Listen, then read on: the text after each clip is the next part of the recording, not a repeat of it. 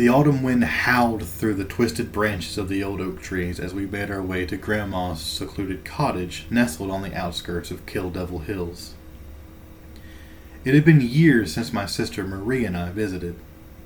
Our parents' untimely death had severed many family ties, leaving Grandma as our only connection to our past. Grandma was eccentric, a relic of a bygone era, with her superstitions and ancient remedies. Yet the news of her inviting us for dinner was unexpected. She claimed to have perfected a new recipe, something special just for us. The thought warmed my heart. A small beacon of normalcy in our otherwise upended lives.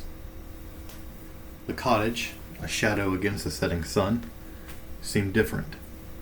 The air was heavier, the usual welcoming glow from the windows absent. Grandma greeted us at the door, her smile wide, but her eyes lacking their usual warmth. Something felt off. "Dinner's almost ready, dears. I've been working on this recipe for months," she proclaimed, her voice tinged with an excitement that didn't quite reach her eyes. The dining room was set as if for a celebration, candles flickering in the dim light, casting long shadows on the walls. The table was laden with dishes, but it was the large covered platter in the center that caught my eye. Grandma unveiled it with a flourish, revealing a stew that looked nothing like any dish she'd made before. The aroma was unfamiliar, a mix of herbs and something else, something wrong.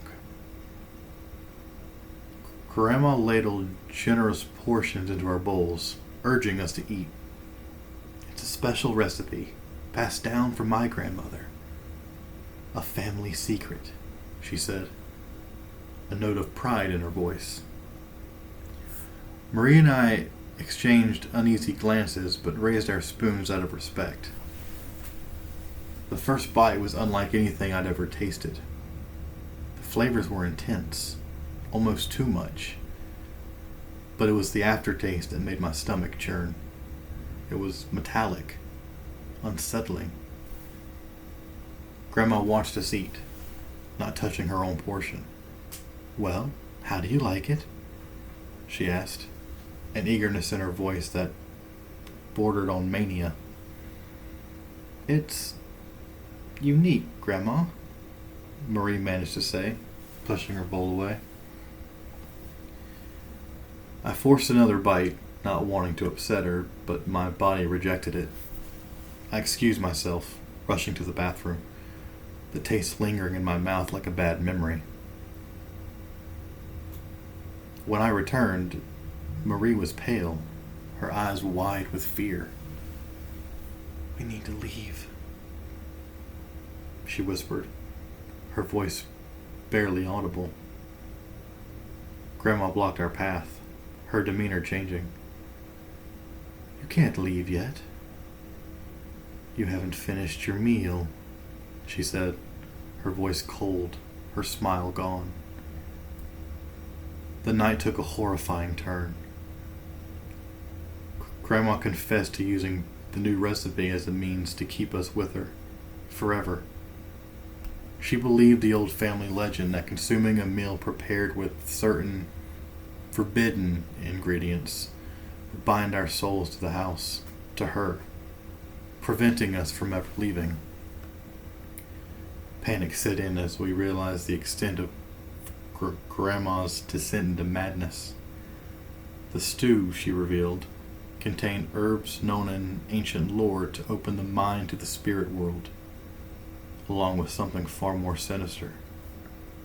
A potion made from the essence of the dead, meant to tether the living to the afterlife. We fought to escape, the house now feeling like a trap. The cozy rooms and familiar hallways twisted into a labyrinth of horror as Grandma's true intentions came to light. She'd been planning this for months, driven by loneliness and a twisted belief in the occult. The night became a blur of terror and desperation as Marie and I sought a way out. We managed to barricade ourselves in the study, searching frantically for anything to use as a weapon or a means to break free from the cottage's now menacing confines. It was only by setting a fire as a distraction that we finally escaped, the flames casting eerie shadows as we fled into the night, leaving behind the burning remnants of our childhood sanctuary.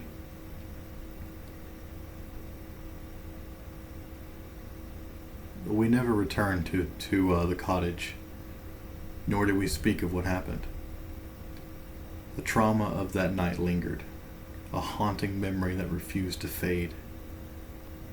Grandma's fate remained a mystery, the fire consuming all evidence of the horror she had planned for us.